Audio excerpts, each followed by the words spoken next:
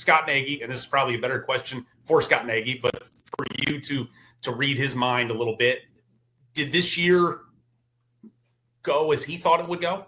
Did he expect more this season? Yeah, I mean, look, I think every coach in a way is wired to expect more. And I don't think Coach Nagy would feel, like disrespectful if I shared this at all, but there were many conversations that he would even have with us on the air. So, I mean, they're on the record where he'd be like, hey, we've started 0-2 and come back to win the league before.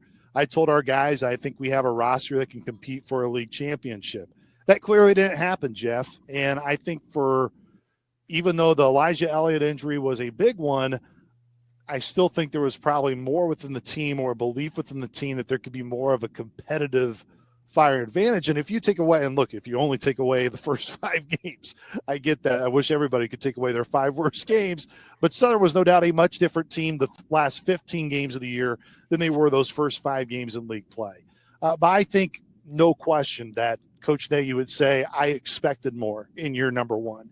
And he would say multiple times, I wish the fans at times that would come up to me and be like, hey, we support you, that they would be like, hey, we demand a little bit more from you, which there's no question a good chunk of this fan base that does demand more. So, I think to answer your question fully and honestly, I think there would no doubt be a look in the mirror of we didn't do a good job. And when I say we as a program, not just one individual, but didn't do a good enough job of getting the right pieces together to be able to do what we know the expectation is, which is to compete and win in the Missouri Valley Conference. And when you fall well short of that, football this year, just an example for Southern, I mean, they had to get a GA from their staff to come play quarterback. I mean, they had so many injuries. Elijah was a big one, but that was just one. Southern was really healthy in the rest of the team. So as much as that hurt, and no question it did, it probably shouldn't have impacted Southern as much as it did with the roster that they had.